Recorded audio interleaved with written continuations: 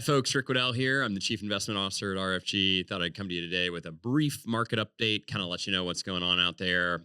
S&P 500 right now at about 50-50 for a level.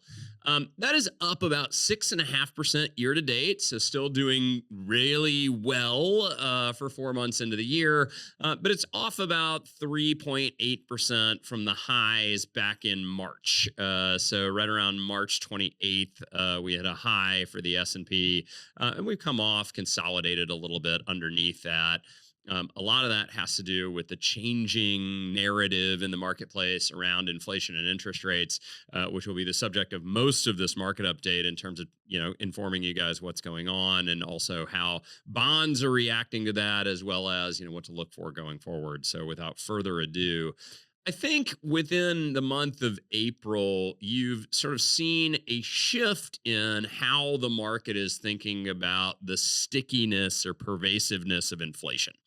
And to set the stage a little bit, for the September, October, November, December, we sort of had that core month over month CPI reading, that core inflation reading that the Fed is really focused on, sort of wavering between 0.2 to 0.3%. So sort of bumping along the bottom. Keep in mind for all of these numbers, you kind of want to multiply them by 12. 0.2 times 12 is 2.4, very, very close to the Fed target. And so much of the sort of market jubilation, keep in mind we get all this data a month later. So much of the jubilation in October through January within the marketplace is sort of looking at this inflation number that seems to be bouncing along right at the Fed target level. And the Fed sort of coming out and saying, yep, looks like the battle against inflation is mostly done here.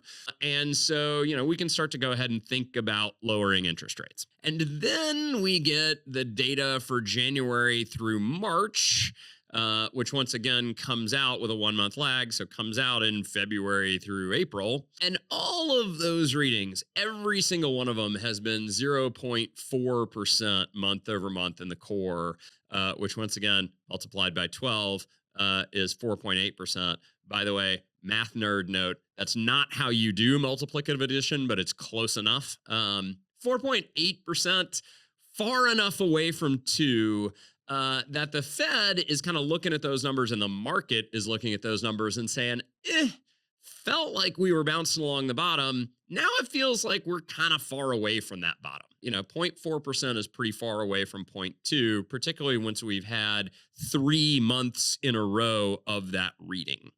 And that has really shifted the sort of mindset and dialogue in the marketplace to say, maybe cuts aren't coming soon. In fact, I've even seen some people say maybe no cuts at all this year. Maybe actually interest rates might have to move in the other direction to try and get all of this contained. Would note that interest rate hike picture is only on the fringe of the media right now, but it is starting to emerge a little bit in terms of where the interest rate path is headed. And all of this is a way of saying, as we talked about in our last market update, as those inflation rates get higher and interest rates get higher as a result because, the Fed seems less likely to cut, that lowers the sort of future price of equities as well as bonds and really creates that little bit of a sell-off that we've seen. So would be remiss to note, since that March 28th market peak, the 10-year Treasury has moved from 4.2% all the way up to 4.65%. So fully 45 basis points, or almost 0.5% increase in long-term interest rates during the same time that the market has sold off by about 3.8%. Those two are directly correlated with one another and make sense why mathematically, as we talked about on the last update. So all of this is in response to those CPI numbers. And as we think about those, I just want everybody to keep 2 thoughts in mind. Okay. The first is it's not necessarily a bad thing that our economy is so strong right now that inflation seems like it's getting hard to control. Okay.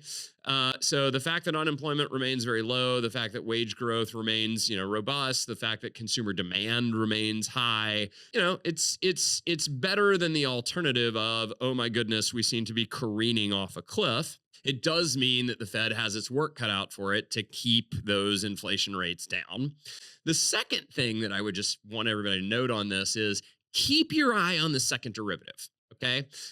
We've talked about this on prior market updates. I think it's frequently lost on the market on the market participants.